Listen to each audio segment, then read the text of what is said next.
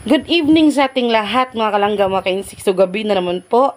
Kaya nag-iisip po ako ng pwede po naming maging hapunan mga kalangga. No? Kaya napag-usapan namin ni insik, ni Papa at ni Langga na why not pancake sa hapunan mga kalangga. No? But this time, maybe this time, ay meron po tayong mga saging mga kalangga. So, nung pumunta po si Insik dun sa bayan mga kalangga, nagpabili po tayo ng saging, no? Kasi susubukan natin mga kalangga, kasi sabi kasi ninyo na ang pancake kapag may saging, masarap. Kaya yun. Nag-ano lang ako dyan ng saging, nag-smash lang ako dyan ng saging mga kalangga. Mga 1, 2, 3, 5 piraso na yung iba overripe po, pero yung iba saktong-sakto lang na pagkahinog na saging mga kalangga. Yun, nag-smash lang ako dyan ng saging, yung green na saging mga kalangga, kasi yun yung masarap, matamis, manamis-namis mga kalangga. Nag-smash lang ako dyan. Yan, hindi na po ako gumamit, kasi sabi ni Insik, gamit ako ng blender. No need for that. Pwede lang naman na na i-smash lang natin, no? Kasi nga overripe na yung ibang saging, at yung iba hinog na talaga din siya. Hindi man siya over, pero hinog na din. Masarap na siya kainin mga kalangga. Yung iba nga, nakain na namin. Kaya nag-iwan lang ako ng mga ilang piraso dito para isahog ko sa ating, sa ating pancake. At habang nag-smash ako dyan ng saging mga kalangga, itong dalawang anak namin ni Insik ay talaga naman na naglalaro dito sa, dito sa aming salas mga kalangga. So, nakikita siguro nila na busy ako. Hindi ako pwedeng makalaro. Kaya sila lang yung naglalaro mga kalangga, no? Sila talaga yung true happiness namin ni Insik mga kalangga. Si Sphinx and si Marimar, yung aming pusa. Yung aming nasagip na pusa mga kalangga. So ayan, no, medyo na siya, malata na siya. Pero patuloy ko pa rin siyang dinudurog-durog mga kalangga. Gaya ng puso mo na dinudurog-durog niya. Char. So ayan. And ayan, finiflex lang ni Insik yung yung aming dalawang ayan, ang talaga ni Sphinx, ang kulit niya. Kasi gusto talaga niya makapaglaro o ayaw makipaglaro ni Marimar. Kaya yun, hingi ako ni Insik ng 3 egg. So ito na lang yung last ng egg naming mga kalangga. 3 piraso na lang yung natira sa egg namin. Kaya tinodo ko na, no? Total, hapunan naman namin to. 3 ni Papa. Si Lucila po ay nasa Tabugo na. At nag-aaral na po siya mga kalangga. Pangalawang linggo na nila ngayon sa kanilang pag-aaral. So ayan, mga kalangga. So, naglagay po ako din siya ng 3 egg. Binibit ko lang po siya. Ayan, parang hindi kaya ng power ng ating tinidor mga kalangga ang pagbibit ng egg tsaka ng saging. Pero tinotodo ko pa rin at ginawan ko pa rin ng paraan, no? Kasi wala tayo dyang yung mixer. Pero may whisk naman ako mga kalangga. Ewan ko, I don't know kung tama ba itong pangalan nito. Yan. Yung bitter mga kalangga ba, whisk ba pangalan dyan? O comment nyo nga kung anong pangalan tama ba ako mga kalangga. So yan, ginamitan ko na yan mga kalangga kasi nga, para ma-mix talaga siya. Satisfied naman ako mga kalangga kasi na-mix talaga yung yung saging tsaka yung itlog, no? And then pagkatapos dyan, nagpatakal na ako ni Insik ng 2 at hamabaw. Or bali hindi talaga siya umabot ng 3 mga kalangga, 3 cup. Mga 2 at 1/3 lang. Ayan. Yan yung ginamit ko mga kalangga kasi yan yung 1 cup ko. Kasi wala po kasi akong 1 cup. Wala po kasi akong cup mga kalangga. Kaya siguro 1 cup naman siguro yan. No? Yan yung 1 cup ko mga kalangga. So, inaano ko lang yan mga kalangga kasi baka maubos na yung natin, no? Yung pancake mix. Naku, ang mahal pa naman yan dito sa Pinas. Kaya talagang wag ubos biyaya Insik, tamang-tama lang. Kasi lang naman. Dinamihan ko mga kalangga para bukas kasi maglalaba ako. Mag-iinit na lang kami ng pancake, no? Mag-iinit na lang ako ng pancake para sa para sa breakfast naming 3 ni Papa. Kaya dinamihan ko na. Kasi kung bukas pa ako magluto mga kalangga, maglalaba pa ako baka maudtuhan na, no? Baka matanghali na tayo makapaglaba, kaya yun. Niluto ko na ngayon, nilagay ko sa ref, tapos bukas iinit ko na lang. Pwede lang naman yun mga kalangga. Okay lang yun sa amin. So ayan, no. Yan, minimix ko na yung mixture mga kalangga ng pancake mix, tsaka yung mixture natin kanina na itlog, tsaka asaging. Yan. Nagpalagay din ako ng tubig. Ang hirap talaga makalaga kapag nag-video ka tapos nag-ano ka pa. Naku, hindi mo na alam kung saan ka ba titingin.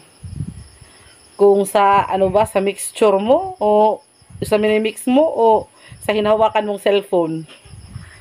Kaya mahirap talaga makalangga, no, kapag wala kang, ano, wala kang stand. Yung stand namin makalangga, minsan okay, minsan guba. Kaya, siguro, ewan ko nasaan yung stand namin ngayon kasi hindi gumamit si Insik ng stand eh.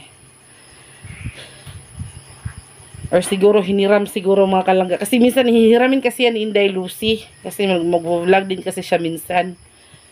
Kaya yung, kaya ano, nagpatulong na ako kay Insik mga kalangga. Nag-beat ng ano, ng mixture natin para talaga siyang, ma-mix talaga siya ng bonggang-bongga. Ayan, ang gwapo talaga ng, ano, ng ating videographer na Insik, no? Yan yung ating mixture mga kalangga. So po kayong magtaka dyan kung bakit buo-buo. Hindi po yan yung pancake mix yung buo-buo mga kalangga. Yan yung ating dinurog kanina na saging. So yan po mga kalangga, nakikita nyo po talaga ay ayan, mix na po talaga siya.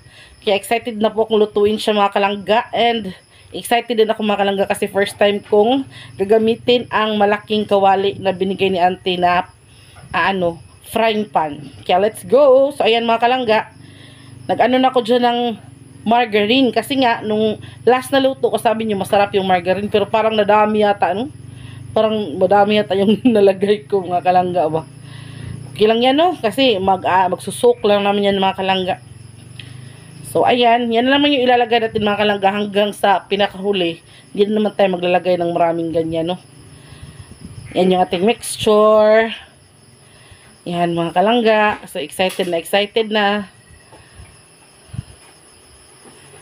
So let's go. Ano na tayo, no? Maglagay na tayo ng, sa una talaga mga kalangga, alam naman natin, no, na sa una talaga, hindi talaga perfect.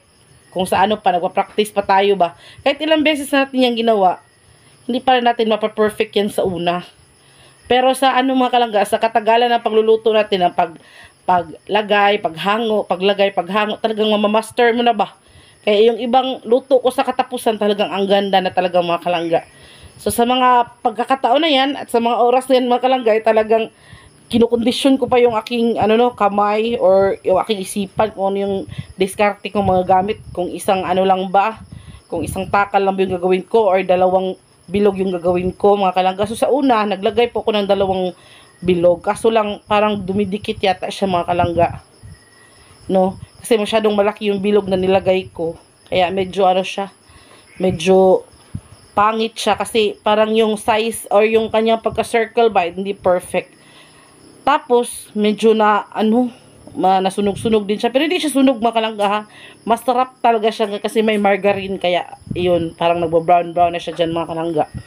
Pero hindi siya sunog. Yan, kung nakikita nyo po, napaka-bango. Kung naaamoy nyo lang po, kung magkapit-bahay lang tayo, kung kasama ko kayo, napaka-bango talaga ng mixture mga kalangga. Napaka bango ng niluto ko. Kaya yun, unang hango, hindi man siya perfect mga kalangga, pero alam ko na napakasarap nito kasi nga ay galing sa puso ang ating pagkakaluto, no? So sa ngayon po mga kalangga, pasensyahan nyo na ang aking voice over kasi lumalakas po yung ulan dito mga kalangga, no? Lumalakas po talaga ang ulan. Ilang araw na tong ulan mga kalangga kasi meron tayong low pressure area. Meron po tayong paparating na bagyo mga kalangga. Kaya yun, mag-ingat tayong lahat ha. Kung nasan man kayo ngayon, lalo sa mga malalapit sa sapa, mga malalapit sa ilog, at yung mga malalapit sa bangin, talagang mag-ingat tayo kasi hindi natin hawak ang panahon. Hindi natin alam kung anong pwedeng mangyari, no? Kaya mag-imbak ng pagkain, mag-charge ng mga chargeable flashlights. And huwag kalimutan ang mga pagkain na pwedeng kainin kahit hindi niluluto mga kalangga. So ayan na. Yan na yung aking mga luto mga kalangga. Talaga naman. Ang sarap, di ba? Hindi man siya perfect talaga mga kalangga. Pero para sa akin at sa aking pamilya ay talagang napakasarap talaga niyan. Ayan o. Marami din akong nagawa mga kalangga. Hindi ko siya binilang. Hindi ko siya nabilang mga kalangga. Pero marami na. Ayan yung iba medyo masunog-sunog. Yun, kaya naisipan ko mga kalangga na tig-iisa na lang talaga yung gawin ko. Kaya yun, parang na-perfect na siya. Yan yung last na ano mga kalangga, last na lunod ba? Or last na lagay natin, no? Kaya ayan, pineflex talaga ni cameraman yung luto natin mga kalangga. Pasensya na kayo sa messy kusina ko ha. O pero kita nyo naman, ang puputi ng ating mga kaldero dyan. Hindi pabaya yan sa ano, sa linis mga kalangga. So ayan ano, i-flip na natin yan maya kasi alam ko, ano na yan, okay na yan. O see? Yan yung tamang ano mga kalangga, pagkakaluto talaga ng ating pancake, no? So, yan yung second to the last. Yan yung pinakahuli, mga kalangga. Yung pinakahuling lagay natin dyan sa kaldero, sa kalaha. Yan. Tinodo ko na no, kasi last na naman yan. Tinodo ko na yung pagkalagay. And then, voila! Voila! Ang ganda niya at ang sarap. Kaya thank you so much no sa panonood. Sana tama tong ginawa ko. At kung sa tingin nyo naman ay hindi tama, pwede nyo naman po akong i-correct. So yan mga kalangga na, ito na po yung finished product ng ating mga pancake mga kalangga. So ayan, wag po kayong magtaka kung medyo ganyan-ganyan yung kulay mga kalangga kasi may saging po kasi siya. Kaya yun, iba talaga yung plain lang na ano pancake mix kaysa dun sa may saging. Ayan oh, ang ganda niya. And yung last na ano ko luto, yun oh. It's for me, char, mga kalangga. So thank you so much po ulit sa panonood ng aking video. Sana po may natutunan kayo at sana po mabusog din po kayo dyan. Kasi po kami ay kakain po kami ngayon kasi po wala po kaming ulam.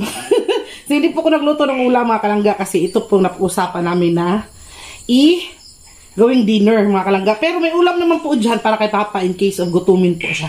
So thank you po ulit sa panonood kasi pawis na pawis po ako all over my body. Thank you so much and bye! See you in the next video!